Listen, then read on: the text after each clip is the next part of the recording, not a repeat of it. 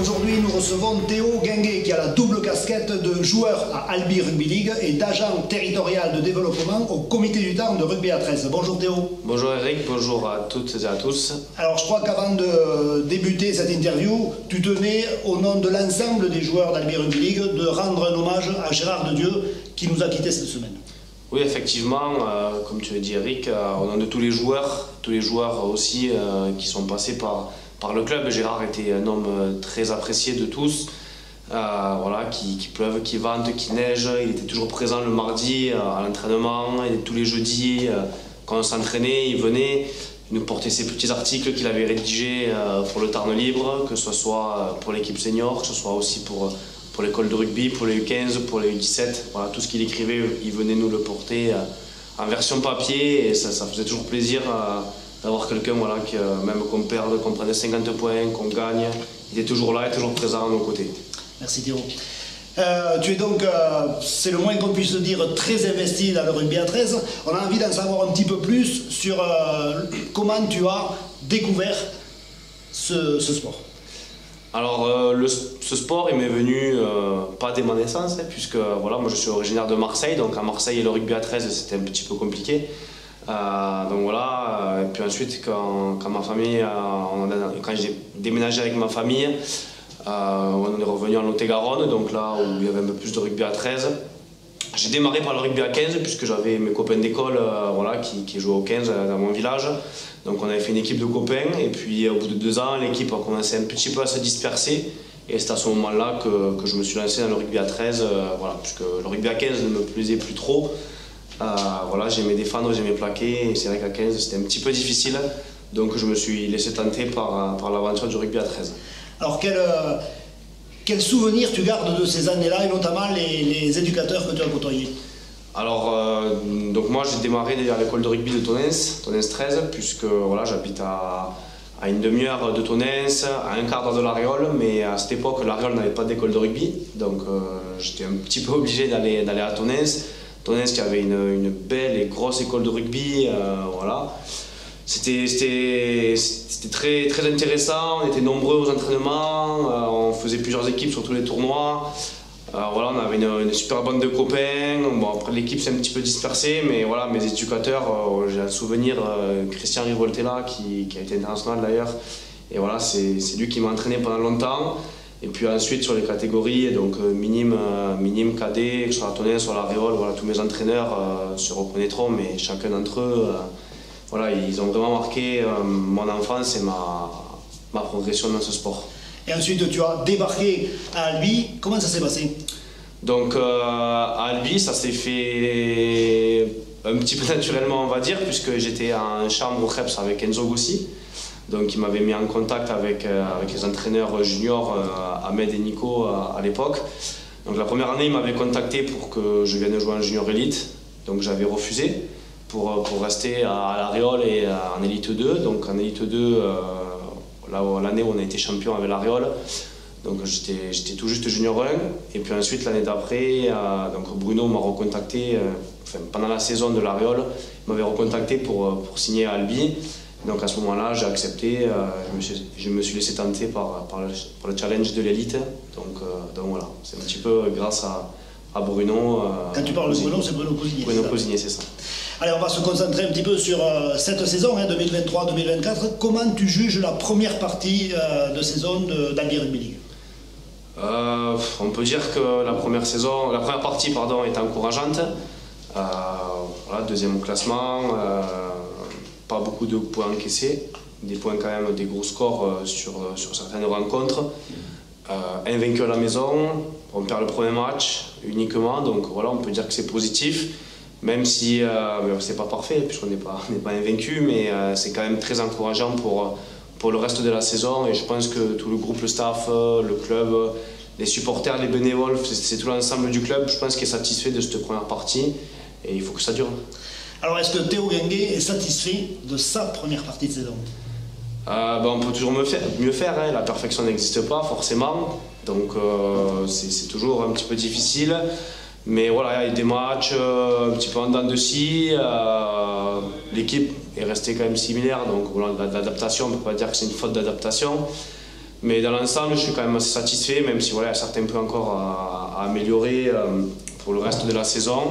Et ensuite, donc, une petite blessure après le match de Pia, donc voilà, pendant cette trêve des fêtes. Donc voilà, on va dire qu'elle est tombée au bon moment, mais pour la reprise de janvier, un petit peu difficile. Donc voilà, ça va. Mais une première partie plutôt satisfait dans l'ensemble, on va dire.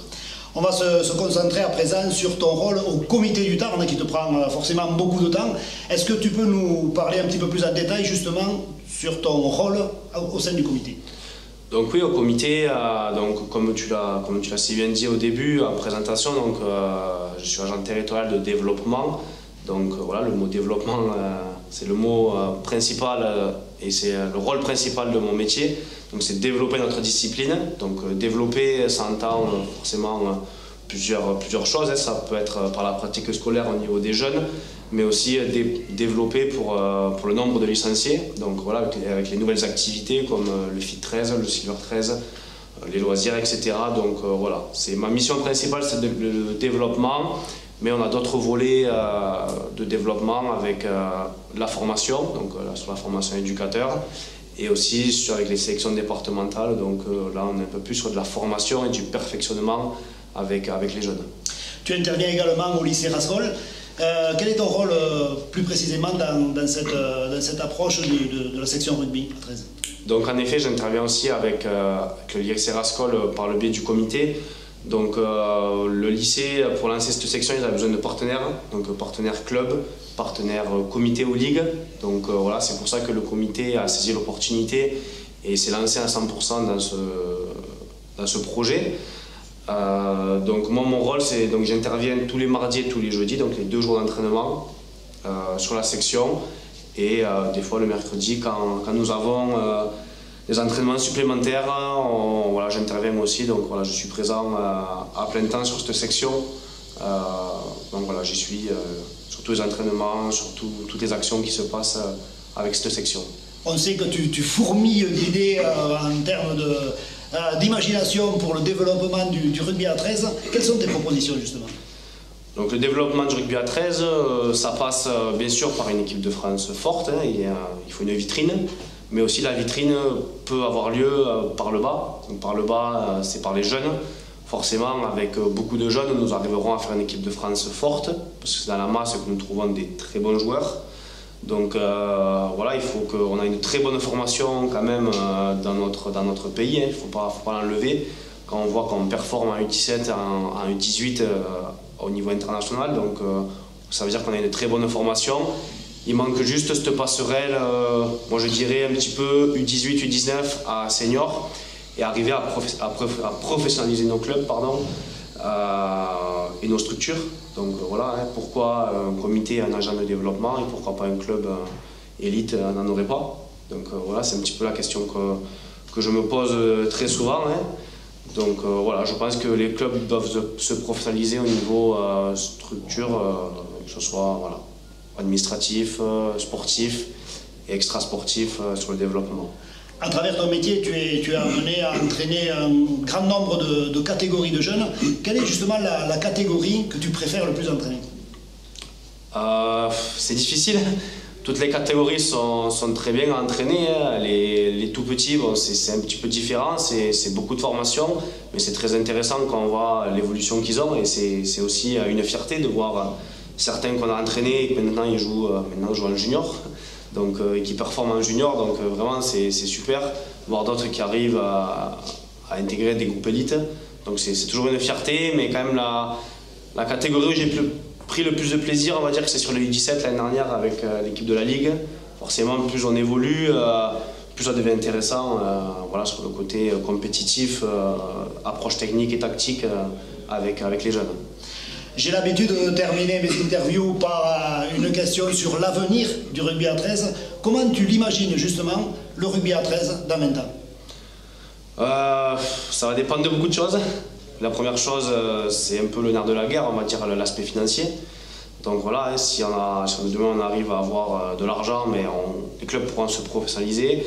La fédération pourra aussi se professionnaliser à 200%, on va dire. Et puis voilà, les télés peuvent arriver, on voit les Dragons vont passer à la télé régulièrement cette saison. Il y a des matchs élites qui commencent à passer à la télé cette saison aussi. Donc on peut dire que c'est un bon début, il faut que ça dure. Mais voilà, il ne faut pas oublier, comme je disais tout à l'heure, Eric, qu'il faut quand même garder par le bas et retravailler par le bas, structurer les clubs au niveau des écoles de rugby. Avoir 20 joueurs en élite professionnelle, c'est bien, mais pas avoir d'école de rugby. Donc les joueurs, on n'est pas éphémères. C'est 10 ans une carrière, 12 ans, 15 ans. Puis après, il n'y a plus rien. Donc il faut que la relève arrive. Donc voilà, il faut que les clubs se structurent très bien au niveau des jeunes pour qu'ils prennent la relève avec des projets de clubs, on va dire, cohérents. Parce que des fois, on a des projets de clubs qui sont un peu farfelus, on va dire. Mais voilà, avec un projet sérieux au niveau fédéral qui en découle sur les ligues, sur les comités et sur les clubs, il n'y a aucun inconvénient qu'on n'arrive pas à faire quelque chose de très bien. Beaucoup de travail, mais un peu d'optimisme. Merci Théo, à bientôt. Merci Eric, merci à tous.